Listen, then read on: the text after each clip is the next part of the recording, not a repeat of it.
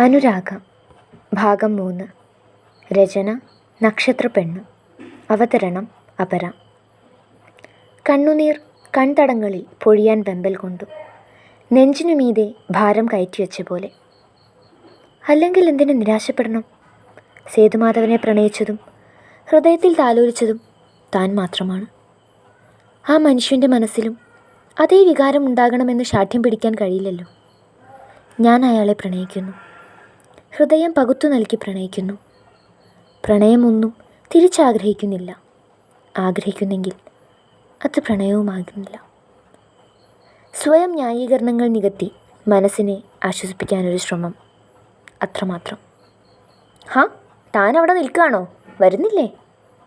ചിന്തകളെ അറുത്തുമുറിച്ച് സേതുമാധവൻ്റെ ശബ്ദം. ദാ വരൂ മാഷേ. പുസ്തകം നെഞ്ചോടടക്കി ഓടി അയാൾക്കൊപ്പമെത്തി. എന്താ പരിസരം മറന്നു നിന്നൊരാലോചന? വല്ല പ്രണയത്തിൽ അകപ്പെട്ടോ നീ? അടുത്തേക്ക് ചേർന്നു നിന്ന് സ്വകാര്യമായത് ചോദിച്ചപ്പോൾ എന്തെല്ലാമോ കൂട്ടിക്കുഴച്ചൊരു വികാരം മനസ്സിലുടലെടുത്തു. ആ നിശ്വാസച്ചൂട് ഉടലിലേക്ക് പകർന്ന കുളിരോ, അതോ ആ ചോദ്യം മനസ്സിൽ ബാക്കി വെച്ച പ്രതീക്ഷയോ? ഉണ്ടെങ്കിൽ പറയടോ, നമുക്ക് നടത്താം. ആരെതിർത്താലും ഞാൻ കൂടെ നിൽക്കാന്നേ.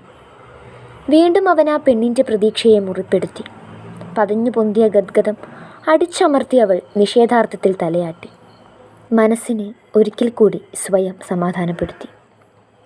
പ്രണയിച്ചത് അനുരാഗം മാത്രമാണ്. പലവരും അവളത് മനസ്സിലുരുവിട്ടു.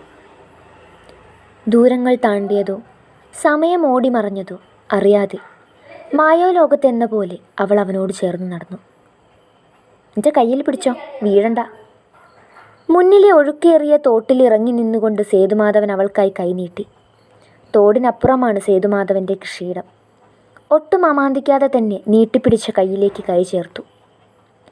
തോടിനപ്പുറത്തേക്ക് കാലെടുത്തു വെച്ചതും മിനുസമേറിയ ഒരു ഉരുളൻ കല്ലിലൂടെ കാൽ വഴുതി ആ നെഞ്ചിലേക്ക് വീഴുമ്പോൾ വാരിയെല്ലുകൾ ഭേദിച്ചുകൊണ്ട് ആ ഹൃദയതാളം തന്നിലേക്ക് ചേർന്നിരുന്നു. ഒരു വേള ശരീരം വിറകൊണ്ടു.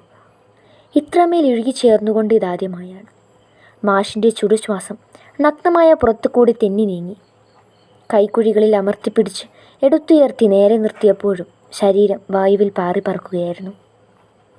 മഴ പെയ്ത് ആകെ വഴുക്കല, സൂക്ഷിച്ചില്ലെങ്കിൽ എല്ലൊടിയും. പുഞ്ചിരിച്ചുകൊണ്ട് നടന്നു നീങ്ങുന്ന മനുഷ്യനു പുറകെ ഒരടി അകലത്തിലായി താനും നടന്നു. മനസ്സിലെ സംഘർഷങ്ങളെല്ലാം ക്ഷണനേരം കൊണ്ട് ഇല്ലാതായിരിക്കുന്നു. ഇത്രമേൽ തന്നെ സ്വാധീനിക്കാനായി എന്ത് മായാജാലമാണ് മനുഷ്യ തൻ്റെ പുഞ്ചിരിയിലുള്ളത്? അറിയില്ല ഞാനെത്ര നീയായി മാറി എന്നരികിൽ ഏകാകിയാം ഗ്രീഷ്മം. പറയില്ല രാവെത്ര നിന്നെയോർത്തോർത്ത് ഞാൻ പലവുരുവോളം മിഴിയോർത്തു. എപ്പോഴോ കേട്ടുമറന്നൊരാ കവിതയുടെ വരികൾ മനസ്സിലേക്ക് ഓടിയെത്തി. ചുണ്ടിൻ്റെ കോണിലൊരു ചെറുചിരി ജന്മമെടുത്തു. വലതുകരം ശരീരത്തിലാകമാനം അരിച്ചിറങ്ങി. മാഷിൻ്റെ ശരീരത്തിലെ ചൂടിപ്പോഴും തങ്ങി നിൽക്കുന്നുണ്ട്. ഒപ്പം ആ മനുഷ്യൻ്റെ വിയർപ്പിൻ്റെ ഗന്ധവും. ഏറെ നേരം വലതുകരത്തിലേക്ക് മിഴികളൂന്നി നെഞ്ചോട് ചേർത്ത് പിടിച്ചു മുഖത്തിനു നേരെ കൊണ്ടുവന്ന് അമർത്തി ചുംബിച്ചു. സേതുമാഷ് ഒരു ലഹരിയായി അനുരാഗയുടെ സിരകളിൽ ഒഴുകിയിറങ്ങി. പ്രണയം ചിലപ്പോൾ അങ്ങനെയുമുണ്ട്. ഏത് മുറിവും സഹിച്ചുകൊണ്ട്, ഏത് അപമാനവും സഹിച്ചുകൊണ്ട്, ചിലപ്പോൾ ഒരിക്കലും തിരിച്ചു കിട്ടുകയില്ലെന്നറിഞ്ഞതുകൊണ്ട്. ഇട്ടിരുന്ന ഷർട്ട് അഴിച്ചു മാറ്റി മുണ്ട് മടക്കി കുത്തി പറമ്പിലൂടെ തോട് കീറി വെള്ളം തിരിച്ചുവിടുന്ന സേതുമാധവനെ തന്നെ നോക്കി നിന്നു അനുരാഗം. 45-ലും ആ ശരീരം ഇപ്പോഴും ഒരു 25-കാരനെ അനുസ്മരിപ്പിക്കും വിധമാണ്. നീ എന്തെങ്ങനെ മിണ്ടാതെ നിൽക്കുന്നത്? സാധാരണ ആ പതിവില്ലാത്തതാണല്ലോ. ഭൂമിയെ വെട്ടിമാറ്റി തൂമ്പ ഒരിക്കൽ കൂടി വായുവിൽ ഉയർന്നു താഴ്ന്നു. മനസ്സിൻ്റെ അഗാധഗർത്തത്തിൽ ഇക്കാലം അത്രയും ഒളിപ്പിച്ചു വെച്ചൊരു ചോദ്യം തികട്ടി വരുന്നു. ഇനിയും ചോദിക്കാതെ വയ്യെന്നായപ്പോൾ അതങ്ങ് ഓക്കാനിച്ചു. മാഷ് എന്താ കല്യാണം കഴിക്കാതിരുന്നത്? അപ്രതീക്ഷിത ചോദ്യമായതുകൊണ്ടാവാം സേതുമാഷ് കിള നിർത്തി തൂമ്പയിൽ ചാരി തന്നെ തുറച്ചു നോക്കിയത്. അബദ്ധം പറ്റിയപ്പോൾ നേത്രഗോളങ്ങൾ 4 പാടും ചിതറിയോടി. എന്താ നിനക്കിപ്പോൾ ഇങ്ങനെയൊരു സംശയം? പുരികമുയർത്തിയും താഴ്ത്തിയും മാഷ് തന്നെ ഉറ്റുനോക്കുകയാണ്. വല്ലാത്തൊരു ജാള്യത.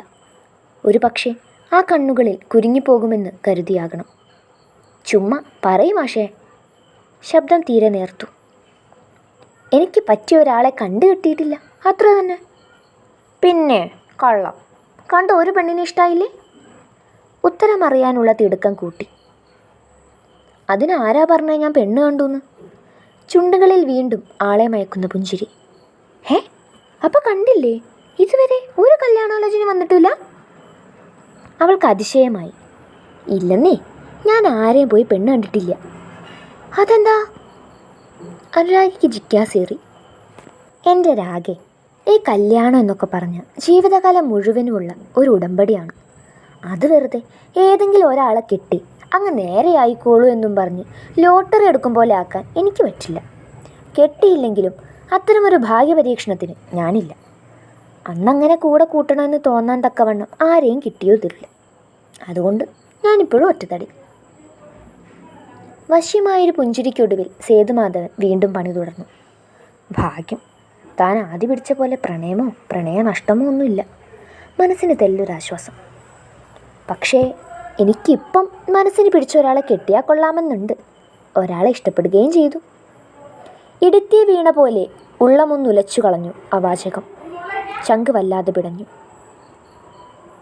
ആരാ? വാക്കുകൾ ഇടറാതിരിക്കാൻ നന്നേ പ്രയാസപ്പെടേണ്ടി വന്നു. അത് പറയില്ല, രഹസ്യമാണ്. കാര്യം പറയാം, ആൾ ഈ നാട്ടുകാരിയല്ല. കട്ടമീശയ്ക്കുള്ളിലെ ചൊടികളിൽ ഒരു വേള നാണം മിന്നിമാറിയും. വീണ്ടും വീണ്ടും അവൻ അവളിലെ പ്രണയിനിയെ മുറിപ്പെടുത്തിക്കൊണ്ടിരുന്നു. ചിറകറ്റു വീണ പറവയെപ്പോൽ ഹൃദയം രക്തത്തിൽ കുളിച്ചു പിടയുകയാണ്. അറിഞ്ഞിരുന്നില്ല താൻ പ്രണയം ഇത്രമേൽ കയ്പാണെന്ന്.